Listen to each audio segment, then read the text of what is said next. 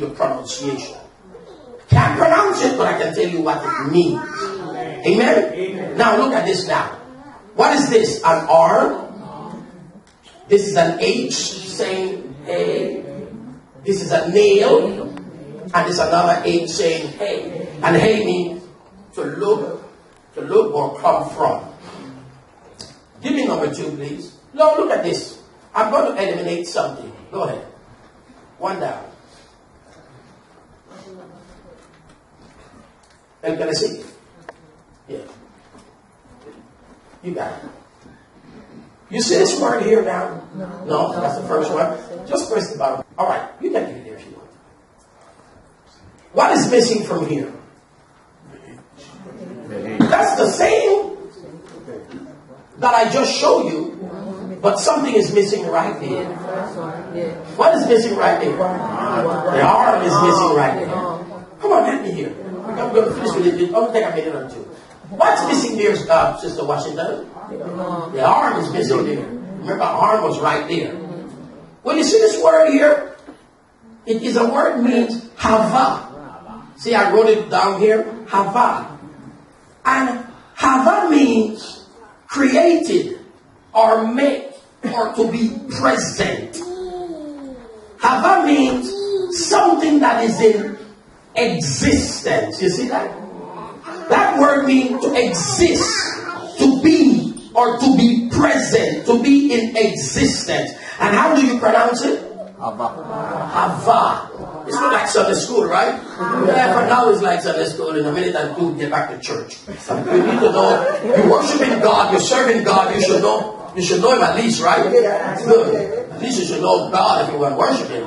You go to the Chinese people or the Oriental, they know the Buddha and they know all the other little things. We need to know our God. Amen? You know your mother's name, right? And your father's name and so forth. You need to know your God. But you see that?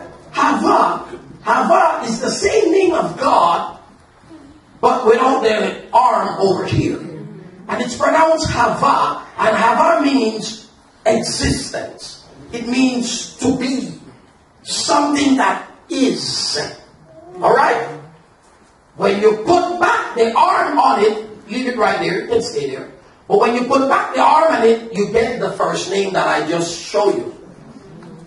You can go back to the first one again. You see there? You get this plus Hava. This is Hava, and this is the arm. Hava means what? To be, to exist, to be present, you know? To be. You see that? And this here is an arm, and it's pronounced Yod or Yad. Because hands in the Hebrew is Yad. And that's where we get our word Yada, to worship with uplifted hands. Yad. But Yad or Yod, that word, means to make something. To create something. To have something be made. So when you look at God's name, alright? When you look at God's name together, is the maker of everything that is. You see that? Remember I told you this Hava means to be, right? Or that which exists or is present. And if you put the arm beside it, it means the maker, because your hands means to make something. The maker of everything here that exists or is. So who is God? God is the maker of everything that exists. Or everything that is. You understand that? Isn't that simple? But we know that this is how you write the name of God. And in writing his name, there are some little things missing, some vowels missing. But we know that this is the major crux of his name. We know what his name means. But how do you really pronounce this? We don't know. So who is God? He is the maker. See his hands? He is the maker of all that is or all that is present or all that exists. We call him Jehovah. We call him Jehovah. So that kind of stuff, that God name is Allah, and God name is different names that I hear people out there calling. God don't identify himself with none of those names.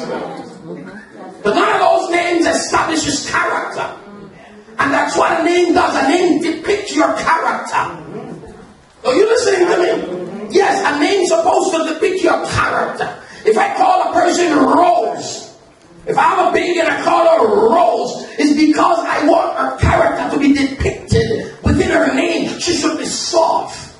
She should be tender. She should be delicate. She should be like petal. She should carry a good fragrance around her. She should be an aromatic person. A person that easily flaunts or flirts with other people. She's a Rose.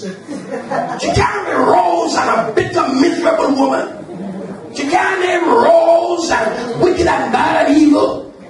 Come on, can you help me? Amen. She can't name Rose, but she's stubborn and she talk a lot and gossip with everybody.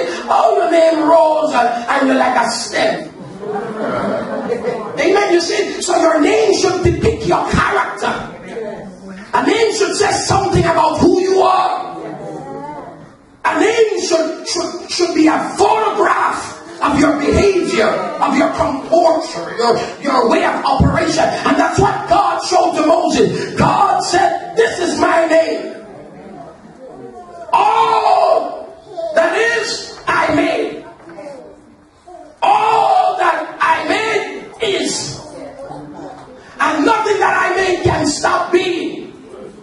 And that's why in this creation, even though we don't like a lot of things that God made, we can destroy or annihilate anything in this creation.